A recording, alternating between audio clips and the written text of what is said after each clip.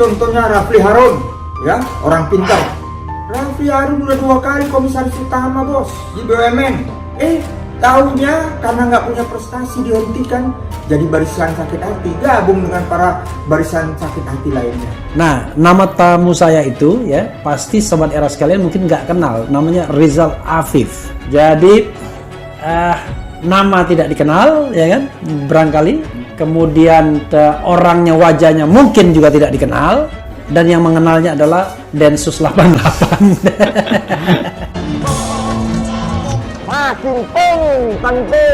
Dia mengaku sebagai mantan napi teroris kepada Rafli Harun, dan ketika dia tertangkap akibat kasus penculikan anak, dia juga mengaku sebagai mantan napi teroris. Adalah terpidana kasus bom Sarinah. Begitu ya Rizal? Ya, betul.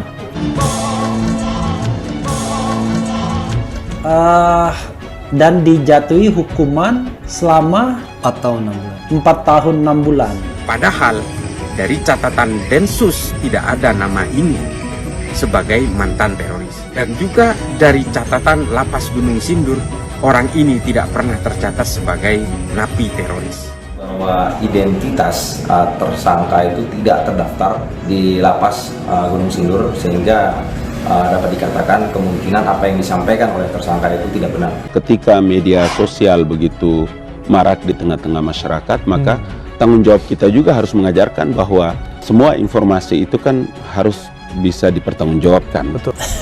Luar biasa ya. Setelah menjalani hukuman selama 2 kurang lebih. 4 tahun 2 bulan. 4 tahun 2 bulan dari 4 tahun 6 bulan ya. Jadi kortingnya cuma 4 bulan saja.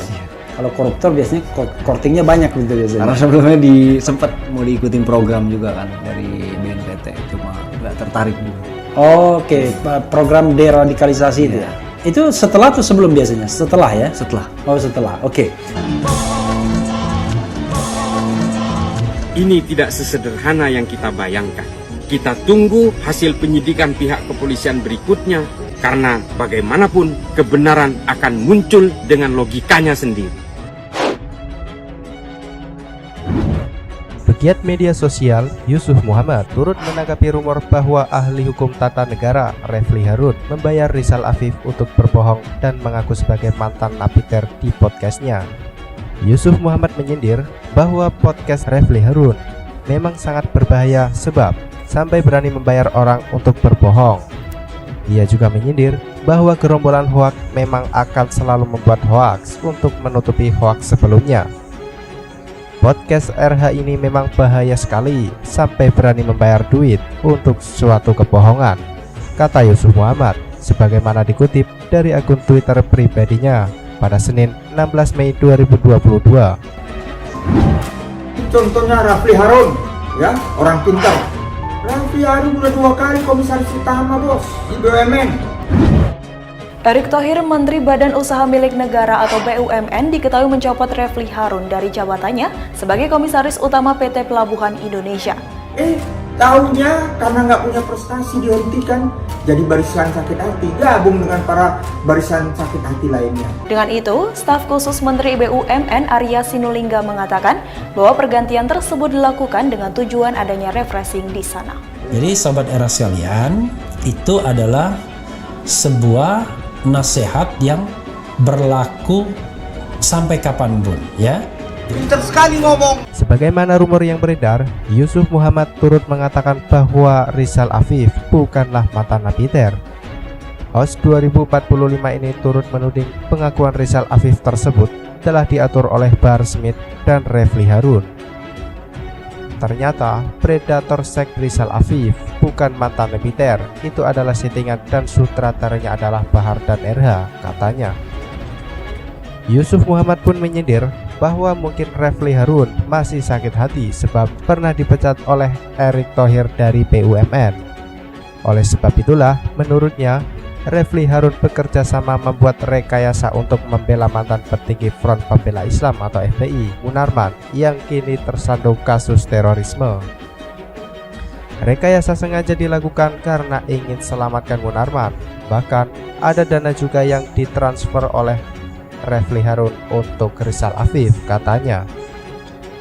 Bersama pernyataannya, Yusuf Muhammad melampirkan gambar bertuliskan informasi soal Refli Harun dan Rizal Afif. Se-Indonesia ditipu, podcastnya Refli Harun hoaks dan berbahaya. Demikian tertulis pada bagian atas gambar tersebut. Rizal Afif bukanlah mantan napiter, demikian tertulis selanjutnya. Dalam gambar tersebut juga dikatakan bahwa Refli Harun adalah sutradara di balik semua hal ini. Dia, Bahar Smith, dan Munarman dalam satu lingkaran. Rizal Afif bukan mantan napi terorisme seperti yang di podcast Refli Harun, demikian tertulis. Ini settingan Bahar Smith. Rizal Afif disuruh mengaku mantan napiter untuk membantu menyelamatkan kasus Munarman. Kalapas Gunung Sindur pun membantah bahwa Rizal Afif bukanlah napi terorisme. Rizal Afif masuk rutan Gunung Sindur karena kasus kerusuhan Bawaslu. Lanjutnya, di sisi lain, Direktur Eksekutif Komite Pemberantasan Mafia Hukum Mu'anas Alaidit menyebut bahwa podcast Refli Harun berisi sampah. Mu'anas Alaidit menilai bahwa siapapun boleh tayang di podcast Refli Harun sepanjang sejalan dengannya dan membenci pemerintah. Bukti podcastnya RH isinya sampah, sepanjang sejalan dengannya dan benci pemerintah bisa tayang, kata Mu'anas Alaidit.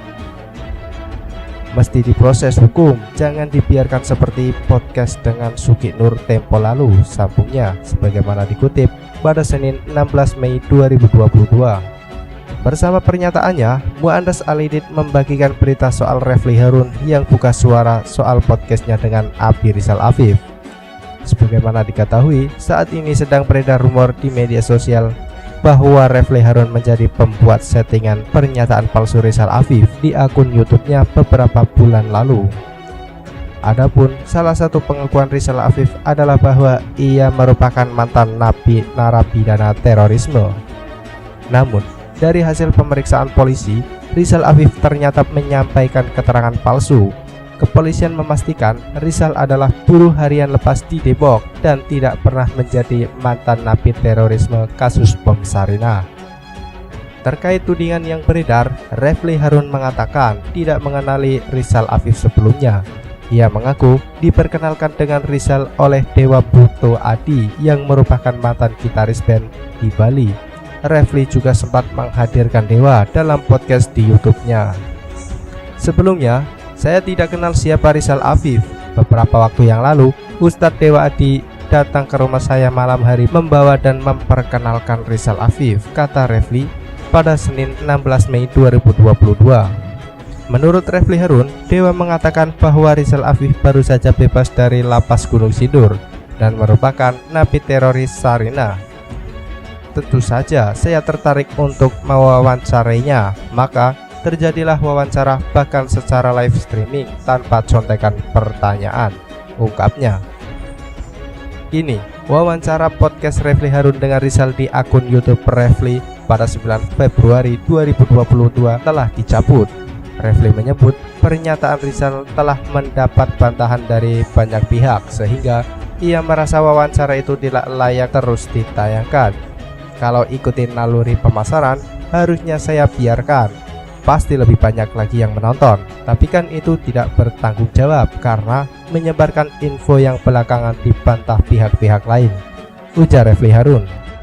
Polres Metro Jakarta Selatan berhasil menangkap pelaku penculikan 4 anak di kawasan Senayan, Jakarta Pusat. Salah seorang tersangka penculikan 12 anak yang ditangkap itu mengaku sebagai mantan napi terorisme. Dia mengaku ditangkap oleh Densus 88 dan dia terlibat pelatihan teroris Poso. Dan dia juga pernah mengakui itu ketika dia diundang dalam podcastnya Refli Harun. Dia mengaku muridnya Bahar Smith. Dari mana anak ini? 12 anak menjadi korban penculikan dengan pelaku AR. Belasan anak yang diculik berasal dari Jakarta, Tangerang, dan Bogor. Dia bukan siapa-siapa seperti yang disebutkan oleh Refli, tapi tiba-tiba diundang. Satu hal yang penting yang dia akui adalah dia tidak menemukan Munarman dalam jaringan teroris. Dia membela Munarman, dia mempertegas bahwa Munarman bukan teroris. Berdasarkan pemeriksaan, pelaku ternyata pernah terlibat beragam kasus hukum.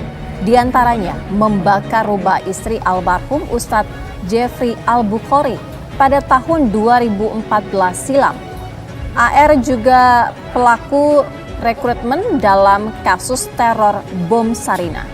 Ini ada dua benang merah yang mesti kita lihat. Dia mengaku sebagai mantan napi teroris kepada Refli Harun, dan ketika dia tertangkap akibat kasus penculikan anak, dia juga mengaku sebagai mantan napi teroris. Padahal dari catatan Densus tidak ada nama ini sebagai mantan teroris. Dan juga dari catatan Lapas Gunung Sindur, orang ini tidak pernah tercatat sebagai napi teroris.